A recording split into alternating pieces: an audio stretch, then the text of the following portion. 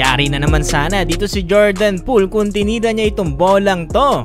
Nakagulat ang nangyari dito kay Bismack Biyombo, bigla na lang hinimatay. Parang naging wrestling naman dito sa Utah Jazz, rambulan ng players at ng coaching staff. Sobrang daming nangyari ngayong araw dito sa NBA, lalo na para dito sa Western Conference. Dito kasi sa naging laban kanina ng Utah Jazz kontra dito sa Chicago Bulls ay muntik pa magkarambola dito ang mga players at ang coaching staff. Dito sa fourth quarter, last 10 seconds ng mga Chicago Bulls ng isa 117-116. Ball possession dito ng Bulls at susubukan niyang i-foul sana dito nila Jordan Clarkson at Collin Sexton, dito si DeMar DeRozan. Okay naman sana yung mga nangyayari pero bigla na lang nagkaroon pa ng kasagutan dito sa bench si Collin Sexton. Na kung nakita dito yung isang player na nakakap, ang unang nakasagutan dito ni Collin Sexton. Alak lang silang awatin dito ng coaching staff. Dito gayon na din ang mga teammates dito ni Collin Sexton na si John Collins. Yan din si Jordan Clarkson pero in fairness hindi siya masyado nakigulo dito. Pinaka nag-provoke dito ay si John Collins matapos niyang sakalin dito ang isang assistant coach dito ng Chicago Bulls. Dito na unti-unti nagsimula ang karambola, sumali na rin si Andre Drummond para dito i-rescue yung kanilang assistant coach.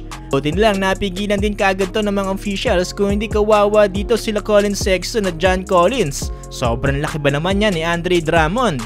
Big show din ang laki niyan kaya naman talagang aatras ka kapag nagalit na yan.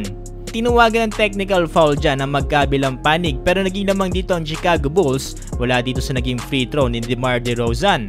Final score 119-117, panalo ang Bulls. Nangulan dyan si DeMar DeRozan with 29 points, Kobe White 25 points. Samantalang dito naman sa Jazz, Collins 25 points, Sexton 24 points, Jordan Clarkson 15 points. Sa kabilang banda naman, dito sa naging laban kanina ng Thunder at ng Portland Trail Blazers ay meron ding hindi inaasahang pangyayari. Ito ay yung bigla na lang himatayin dito si Bismack Biyombo during the full timeout dito ng Thunder. Ganda na ng apir-apir dito ni Bismack Biyombo sa mga players na nasa loob ng court nang bigla na lang siya ditong himatayin. Medyo masama rin yung bagsak niya dito no kasi napapahawak siya dito sa banda niyang batok parang tumama dun sa may upuan. Agad naman siyang nilabas dito sa court at hindi na pinaglaro. Kakagulat yung nangyari dito para kay Bismack Biyombo, maski si Shai Gilgeous-Alexander nagulat din Dito sa naging laban, panalo ang OKC Thunder sa final score na 128-120.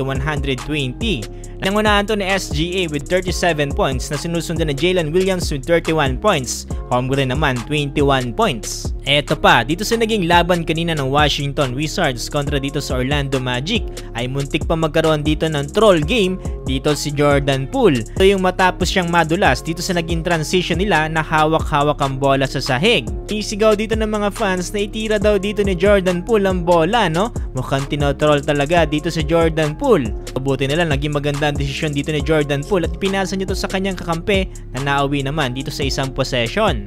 Kung tinira kaya ito ni Jordan Poole at pumasok, sigurong malupit yun Pero kung sumablay yun yari talaga itong si Jordan Poole.